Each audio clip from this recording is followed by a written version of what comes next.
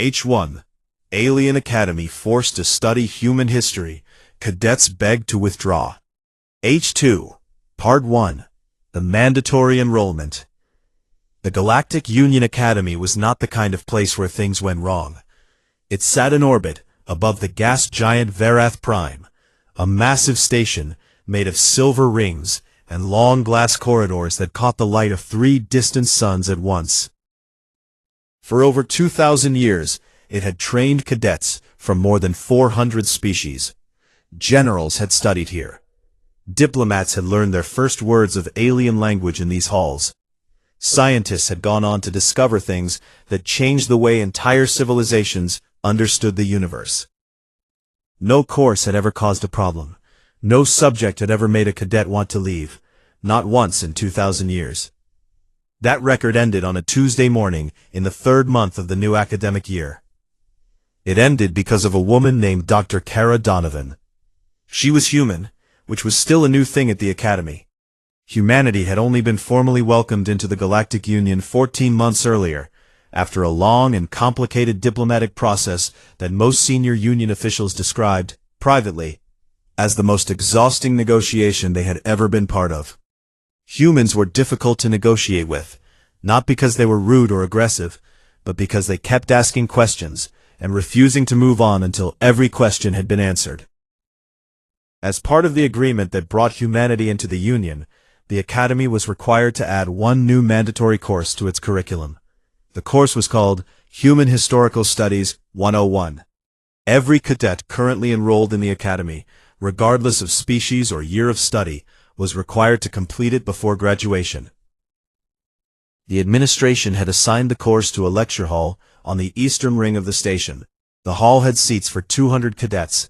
On the first morning, all 200 seats were filled. Most of the cadets had come out of simple curiosity. Humans were new. They were small, soft-bodied, and by the physical standards of most Union species, quite fragile. They had only been traveling between star systems for a few hundred years. Several cadets had quietly expected the course to be easy, a light overview of a young species just beginning to find its place in the galaxy. Something that could be completed without much effort. Commander Velsareth had thought exactly this. He was a Karathi, tall and four-armed, with deep gray skin, and the kind of focused intelligence that had made him one of the Academy's top-ranked cadets in 3 consecutive years. He had taken a seat in the front row with a datapad already open and ready. He had allocated 4 hours per week in his personal schedule for this course. He planned to reduce that to 2 hours after the first week, once he had confirmed his early assessment. Dr. Cara Donovan walked into the room at exactly the start of the session. She was shorter than almost everyone in the room. She had brown hair pulled back from her face, and she was wearing a pair of small rectangular glasses that, as several cadets would later learn, she had absolutely no medical need for. She simply liked how they felt on her face. This was a very human reason for doing something, though the cadets did not know that yet. She carried nothing except a single physical book, which she placed on the desk at the front of the room. The book was old. Its cover was worn at the corners. She set it down gently, as if it were something that mattered. Then she stood in front of the room and said nothing. She said nothing for a full 30 seconds.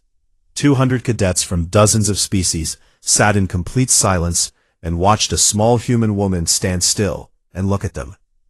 Then she turned to the large display screen behind her and wrote 2 words. The words were, "They survived." She turned back to face the room. Her voice was calm and even when she spoke.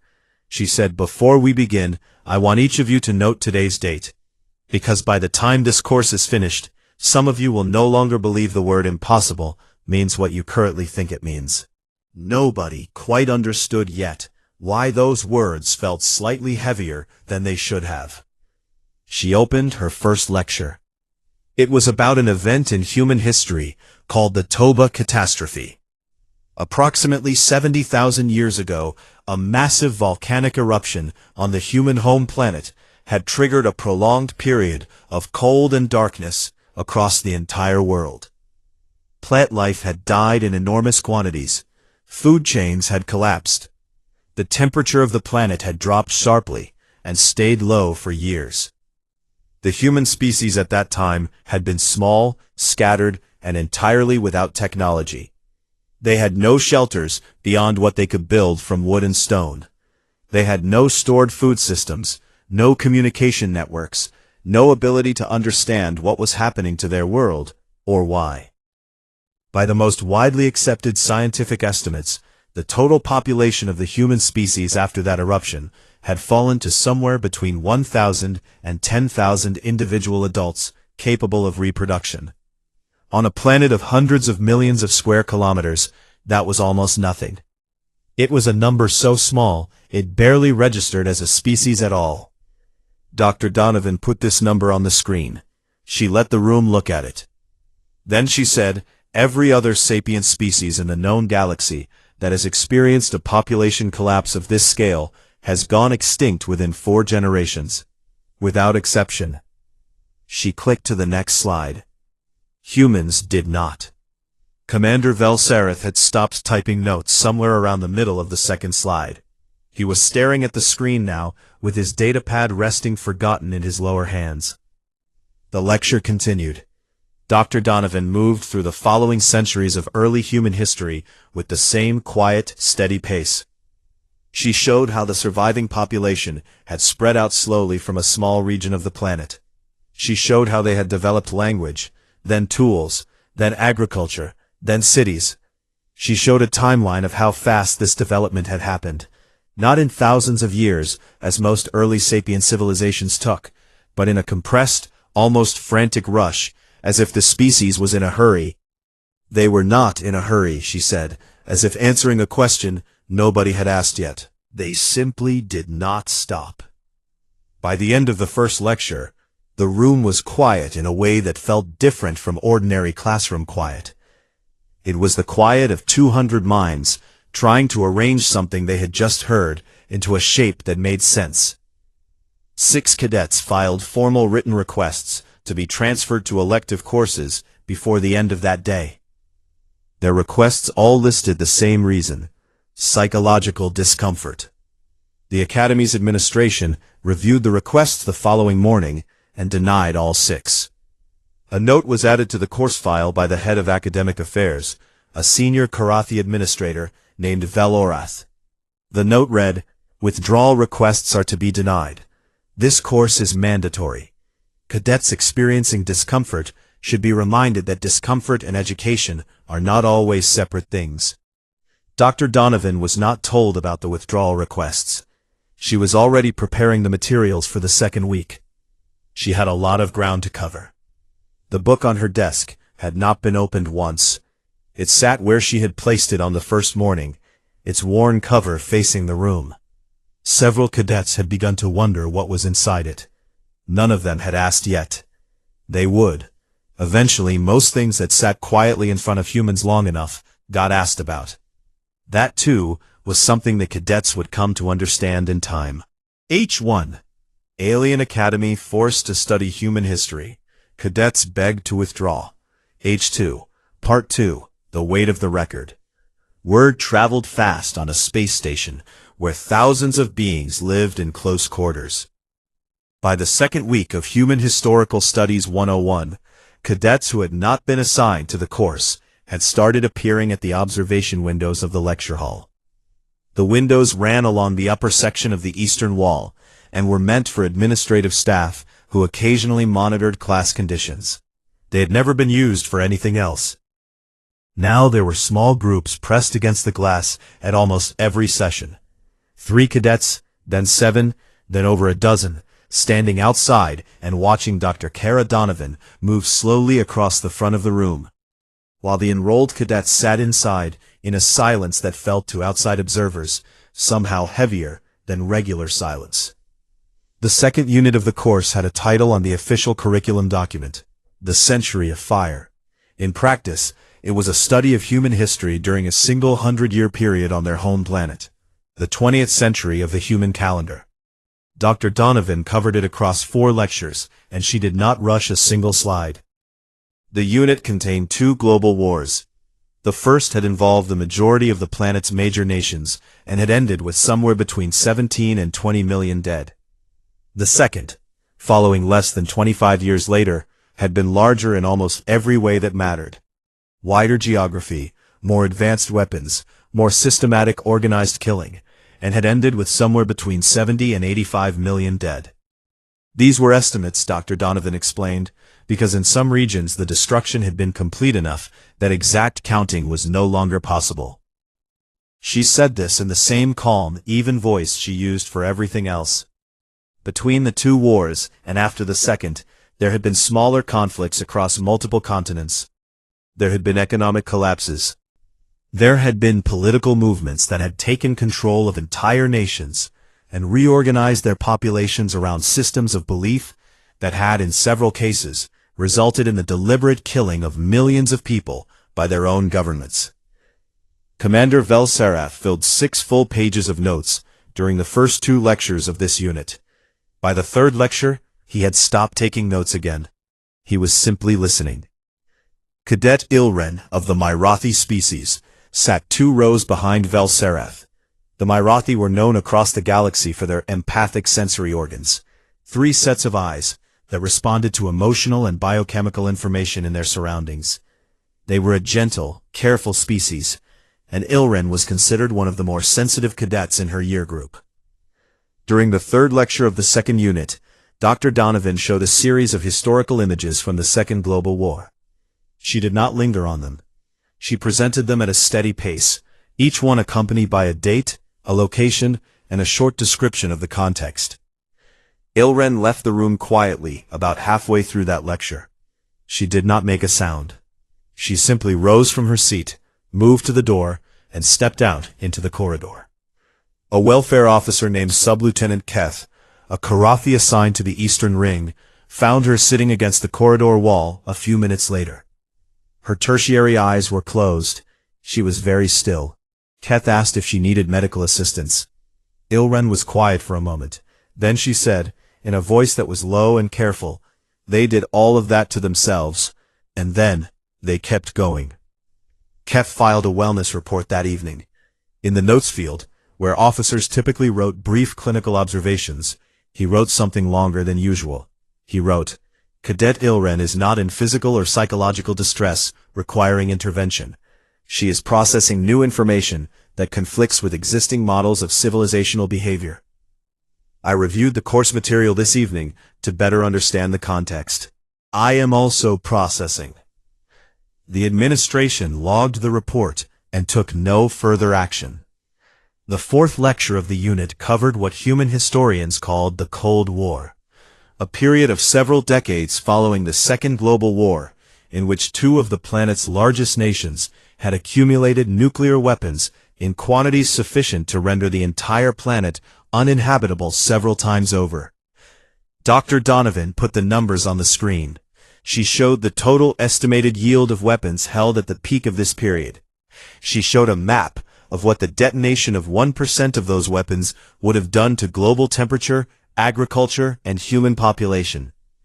Then she said, they held these weapons pointed at each other for approximately 40 years. The room was completely still, and they did not use them. A cadet near the back of the room, a young Verithan named Kasi, who had a well-known habit of interrupting lectures with observations, raised one of his primary limbs. He was one of the more confident cadets in his year, and he had never once struggled to find words in a classroom setting. He asked, in a voice that was slightly quieter than his usual tone, "How did they not use them?" Dr. Donovan looked at him over the rim of her glasses. She considered the question for a moment. "That," she said, "is a question that human historians, political scientists, and philosophers are still actively arguing about. The most honest answer involves several things at once. A military theory called deterrence, which held that using the weapons would mean receiving them in return, making use pointless. Back-channel communication between leaders that never fully broke down. And in several specific documented moments of near launch, individual human beings in positions of decision-making who chose, in the few minutes or seconds available to them, not to press a button." She paused. In at least 3 cases, The historical record shows that a single person's decision, made alone, in a moment of crisis with incomplete information, prevented a launch sequence from completing. The room absorbed this. Kasi repeated it quietly to himself. One person. One person. Donovan confirmed, and moved to the next slide. That evening, 14 new withdrawal requests were submitted to the Academy's administration office. They came from cadets of 5 different species. The stated reasons varied slightly in wording, but shared a common theme. The material was causing ongoing mental unease that interfered with the ability to study other subjects. All 14 requests were denied by morning. The head of academic affairs, Velorath, added a second note to the course file. It read, "Cadets experiencing processing difficulties related to this course should be encouraged to use the available quiet spaces on the station. Additional session time with wellness officers may be arranged, on request. The course will continue at its current pace and content level." Dr. Donovan was still not informed about the withdrawal requests. She had, by this point, begun bringing 2 cups of tea to each lecture. One she drank during preparation, and one she kept on the desk, beside the old book, throughout the session. The cadets had noticed that she always finished both cups before the end of class. Several cadets from different species had, without any formal arrangement or spoken agreement, begun sitting together in small groups in the common areas after lectures. They did not always talk. Sometimes they sat near each other in silence, looking out at the stars through the station's long curved windows. A Mirathi, a Korathi, a Verathin, a Theresi, and 2 species whose names are difficult to render in human lettering, sitting together on benches and floor edges, not saying much, watching the light of Verath Prime reflect off the inner ring of the station. Nobody organized this. Nobody announced it. It simply began happening. The semester was not yet halfway through. Alien Academy forced to study human history. Cadets begged to withdraw. Part 3. The questions that had no answers. By the 5th week, the cadets had stopped trying to fit the information into boxes. In the first weeks, many of them had done what well-trained academic minds naturally do. They had tried to categorize. They had reached for familiar frameworks. The Karathi model of civilizational development had a clear step-by-step structure that described how any species moved from survival instinct to organized society to interstellar awareness. The Marathi scale tracked the growth of empathic and social bonding across generations. The Verathin Index measured rational societal progression using resource management, conflict resolution rates, and institutional stability as its main indicators. Every cadet who tried to apply these frameworks to human history ran into the same problem. None of them fit. Human civilization did not move in steps. It lurched. It fell forward. It built great things and then destroyed them. It developed a philosophy of peace and immediately found a reason to fight. It created systems of law and then found exceptions. It made progress and then went backward and then went forward again, but never in a straight line, and never in a way that any existing model of civilizational development had a category for. Commander Velsarath had spent 3 full evenings building a predictive model on his datapad. He was methodical and careful about it. He had fed in the variables from the 20th century alone: resource depletion levels, population strain, rate of weapons development, frequency and scale of armed conflict, environmental damage accumulation, ideological division indices. He had run his simulation 40 separate times, with small adjustments to account for margin of error. In 38 of the 40 runs, human civilization collapsed before achieving spaceflight. In the remaining 2 runs, it achieved early spaceflight and then collapsed within 2 generations of doing so. In 0 runs, did it survive to the point of interstellar travel. Velsarath had stared at these results for a long time. Then he had walked across the station to Dr. Donovan's office during the open hour she kept each week for individual cadet questions. He had stood in the doorway because something about entering the room without being invited felt wrong in a way he could not explain. "My model says your species should not exist," he said. He said it plainly, because he was a Korathi, and Korathi valued directness. He was not being rude. He was describing a genuine scientific result that he did not know what to do with. Dr. Donovan had been sitting at her desk, marking a stack of papers with a red ink instrument. She looked up at him. She was quiet for a moment, in the way that humans were sometimes quiet when they were deciding how to say something. "Run it again," she said. "But this time, add a variable you probably did not include." Velsarith asked what variable. She said, "Stubbornness." He returned to his quarters. He did not immediately open his datapad. He lay down on the sleeping surface of his bunk and looked at the ceiling for a while. The ceiling was pale gray and completely smooth, and gave him nothing to look at, which was perhaps the point. He thought about what stubbornness meant as a civilizational variable. Not the casual, everyday kind of stubbornness. Something deeper. A refusal that was built into a species at a level below decision-making.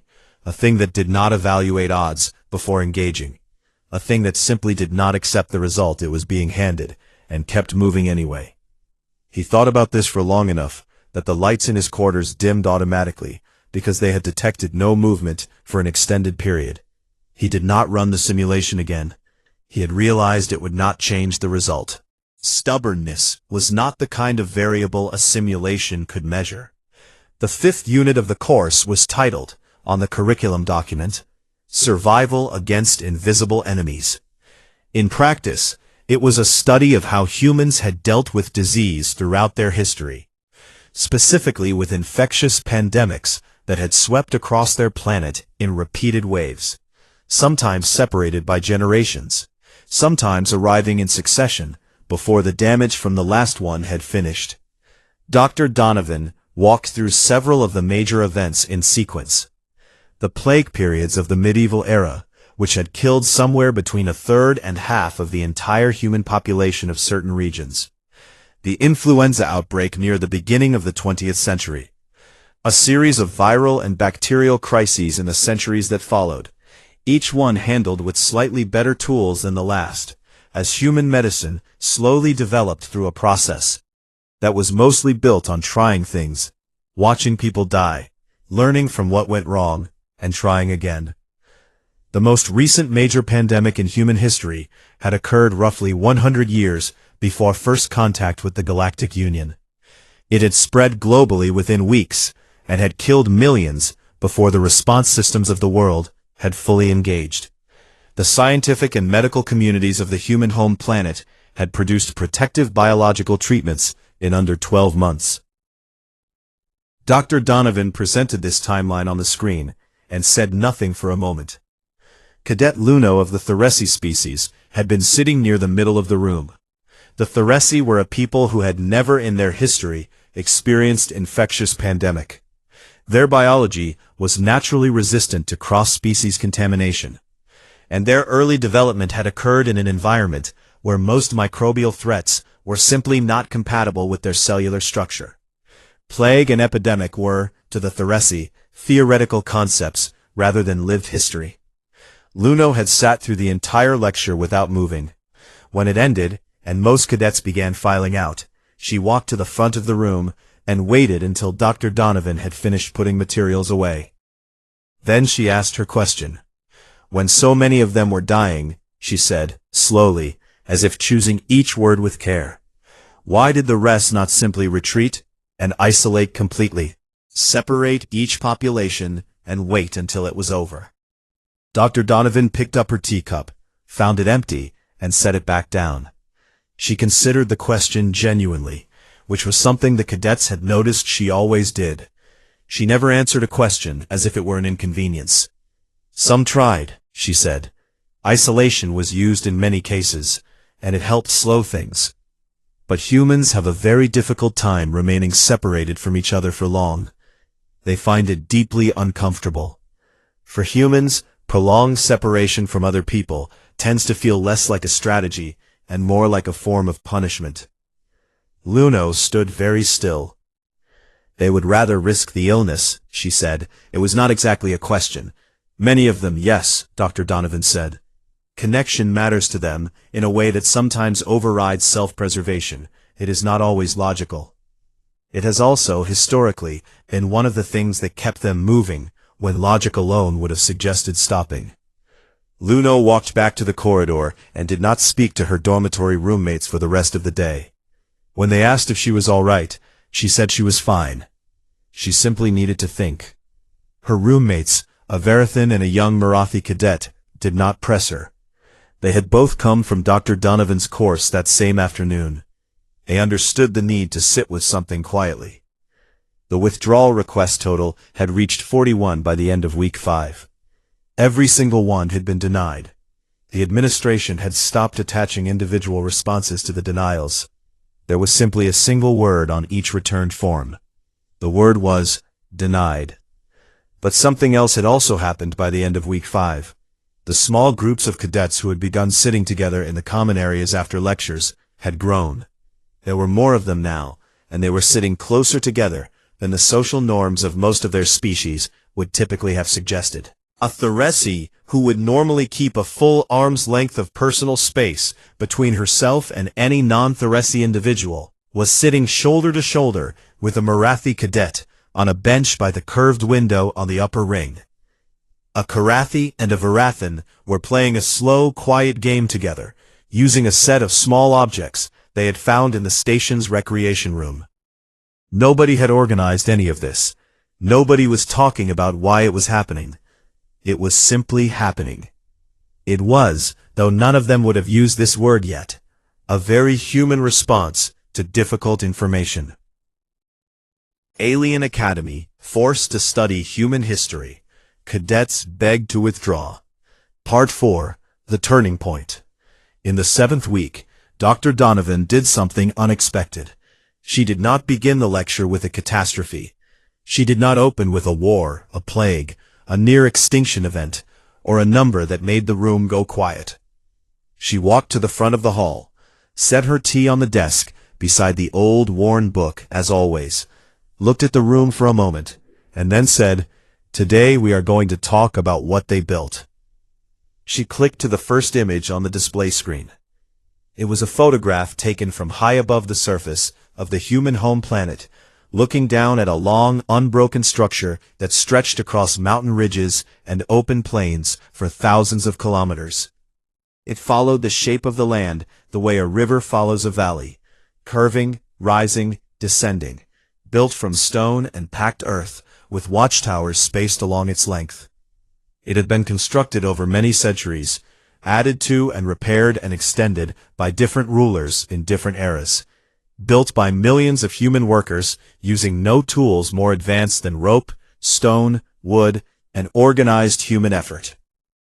Dr. Donovan said only, "This is called the Great Wall. Construction on it began over 2,000 years ago by the human calendar.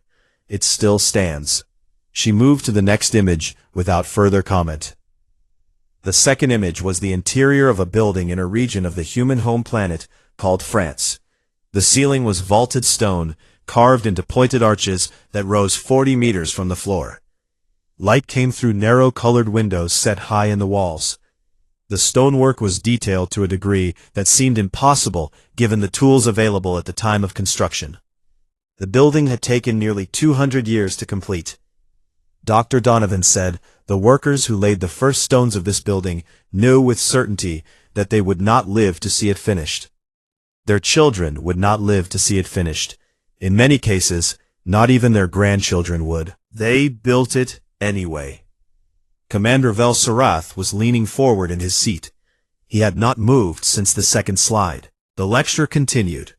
Dr. Donovan moved through human construction across the centuries, canal systems dug by hand across hundreds of kilometers of terrain, bridges that spanned distances previously considered unbridgeable, railways laid across mountain ranges and deserts, undersea cables connecting continents, early orbital stations assembled piece by humans in pressurized suits working in the vacuum of space with tools they had invented specifically for the purpose.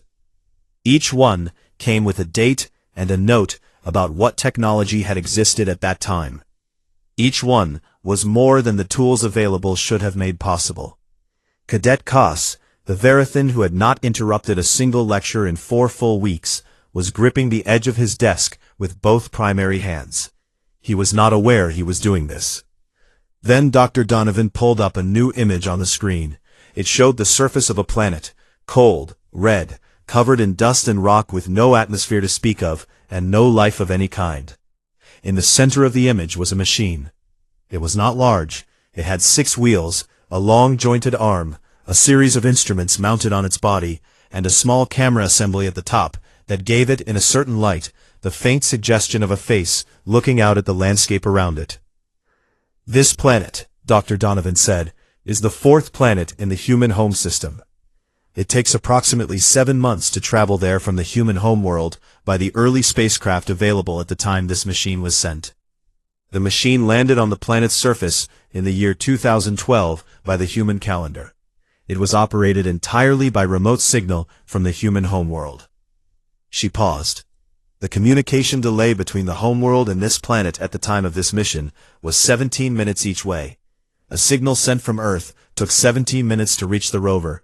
Any response from the rover took another 17 minutes to return. Total round trip, 34 minutes, minimum. The room was very still. "This means," she continued, "that the team operating this machine could never react to what was happening in real time. By the time they saw a problem, it had already existed for 17 minutes. By the time their instruction reached the machine, 34 minutes had passed. They could not correct in the moment. They could only predict what would happen, write instructions in advance, send them, and trust that what they had planned was right." She looked at the screen for a moment. "They named the machine Curiosity," she said. "They sent a machine to travel alone across the surface of another planet, in conditions that would kill any of them within minutes. And they named it after the feeling that made them want to go there." Cadet Koss made a sound. It was not a word. It was the sound that Verithan make only during moments of involuntary emotional response. A short, low resonance that comes from somewhere deep in the chest cavity and cannot be controlled or suppressed. It was the Verithan equivalent of being caught completely off guard by a feeling. He covered his speaking aperture immediately with one hand. He was embarrassed. He did not look around to see who had noticed. Nobody looked at him. They were all looking at the screen. Dr. Donovan let the room breathe for a moment. Then she moved to the next part of the lecture. She said, "We are going to spend the second half of this session on something that may seem different from what we have been covering. But it is not different. It is the same thing expressed in a different form." She pulled up a blank screen and typed one word: music. Several cadets shifted in their seats. Some species in the room did not experience music the way humans did. Some did not experience it at all, at least not in the acoustic sense. Dr. Donovan was aware of this. She had prepared translation formats for the session.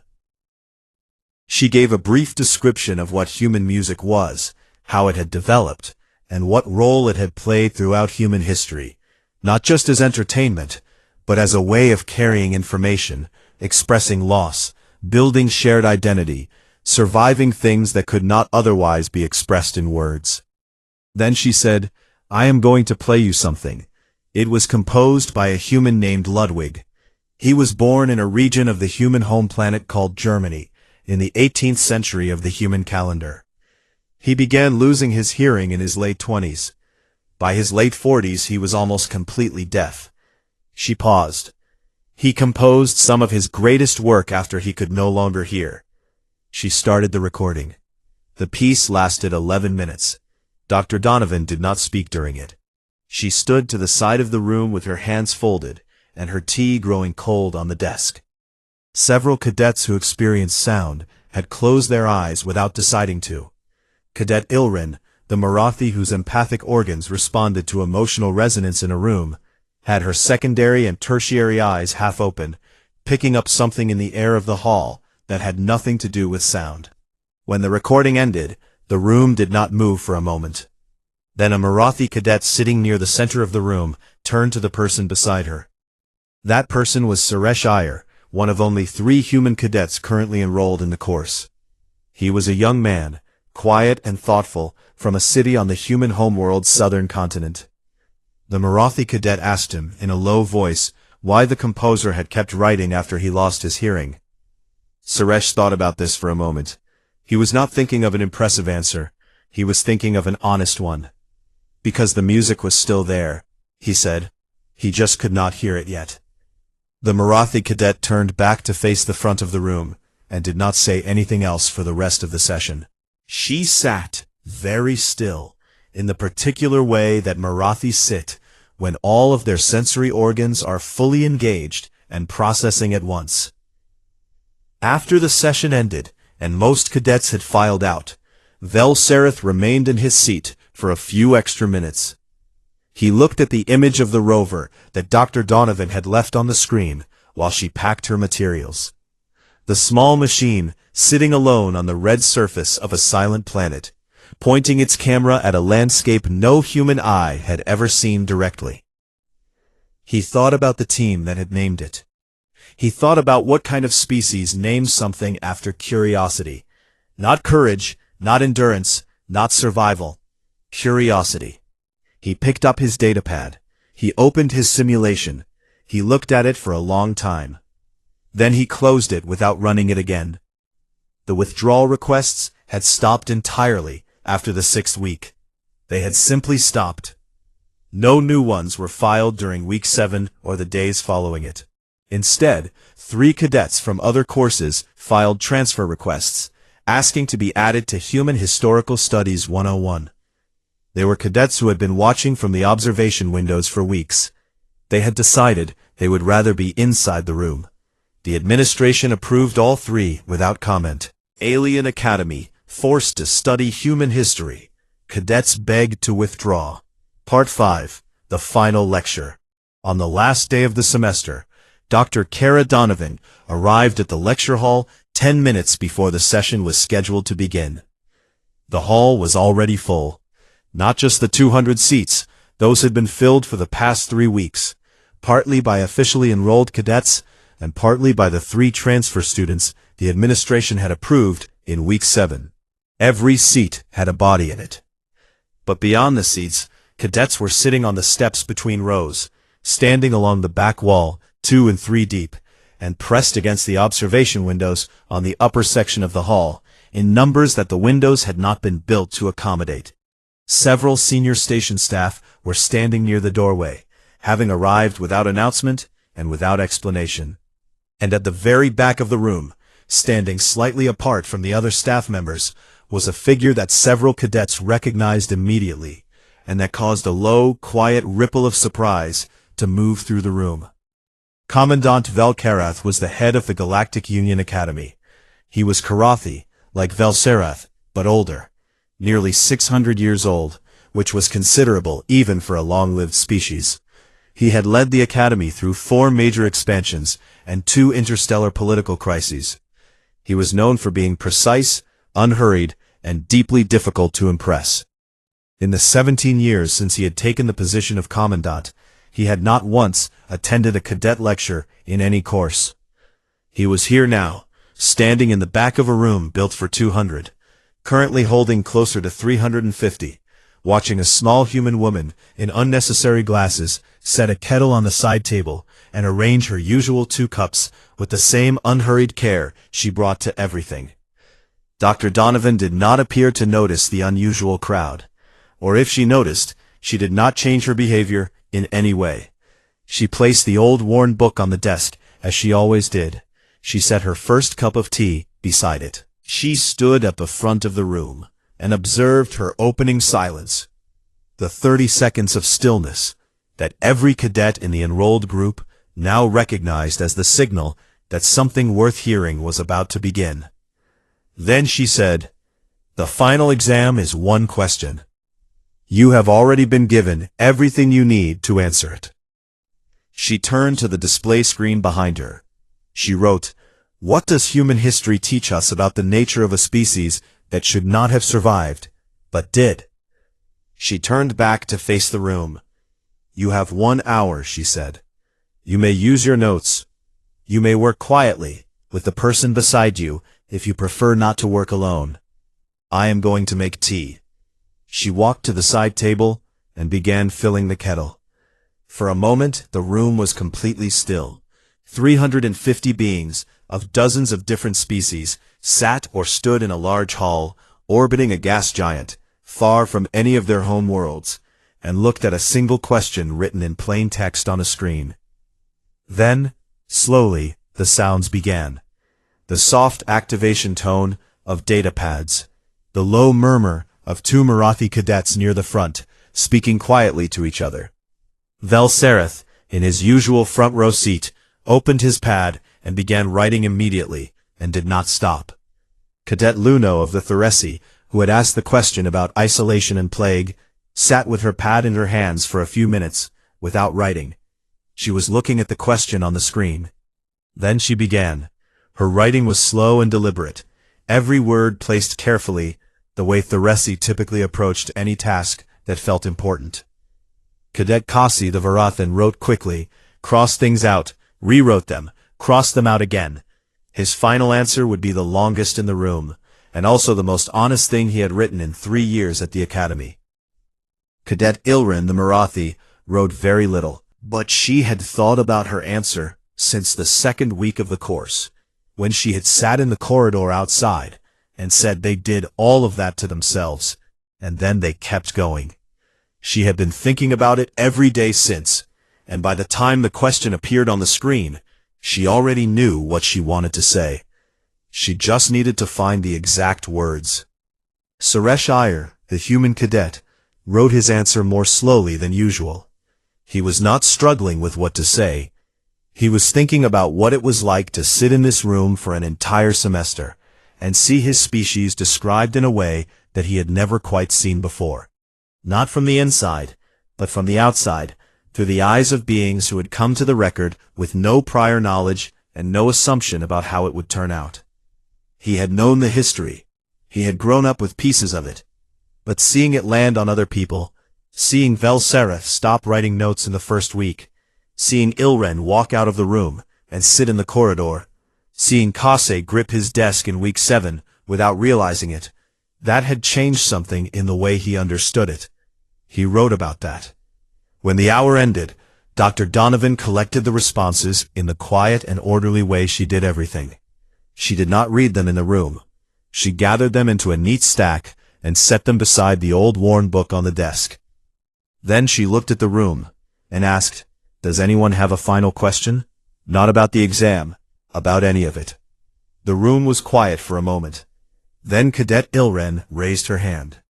She had been thinking about this question for weeks. She had written it out once on her datapad late at night, just to see how it looked. It had looked strange to her, almost too large to be a classroom question. But she asked it anyway. "Do humans know?" she said. Her voice was steady and genuine. "Do they know what they are? Do they understand what the record shows about them? Do they know what it means? All of it, from the beginning to now." The room went very still. Dr. Donovan looked at Ilren for a moment. Then she picked up her tea, held it in both hands, and was quiet for a few seconds, in the way she was quiet when she was thinking about something honestly, rather than searching for a polished answer. "Some of them do," she said. "The ones who have read enough. The ones who stopped for long enough to look back at where they came from and trace the whole line from the beginning to where they are standing." She paused, but most of them are too busy moving forward to spend very long looking behind them.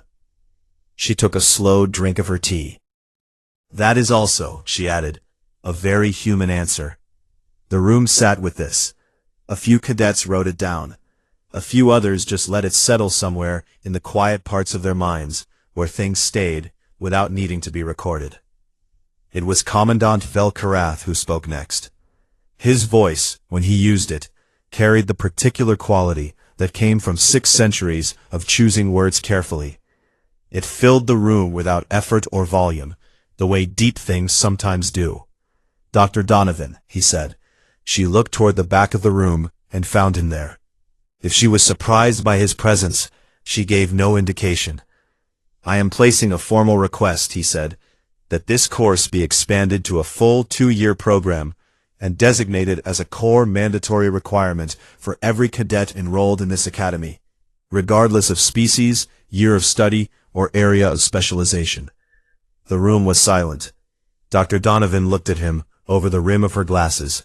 She looked at the room full of cadets. She looked at the stack of answers next to the old worn book on the desk.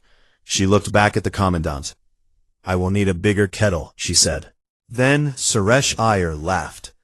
A short, honest, involuntary laugh from the middle of the room. The kind that comes out before a person has decided to laugh. It was a very human sound in a room full of beings who had spent months learning what that meant. And then, in ones and twos and small groups across the hall, the room laughed with him. Not politely, not carefully, not in the measured, appropriate way that academic settings usually produced. It was a real laugh, spreading from one end of the hall to the other, moving through species and across the gap between what was familiar and what was not, until even Commandant Velkaroth, standing at the back of the room with 6 centuries of careful composure, allowed something to shift briefly in the set of his expression. It lasted only a few seconds. Then it settled. Outside the long windows of the station's eastern ring, the gas giant Vereth Prime turned slowly in the dark, the way it had been turning for billions of years, indifferent to the small creatures orbiting it in their silver rings, indifferent to the questions they were asking and the records they were reading. Inside the room, 350 beings from dozens of worlds sat together in the quiet that follows something real. The old worn book sat on the desk beside an empty teacup. Nobody had ever asked Dr. Donovan what was inside it.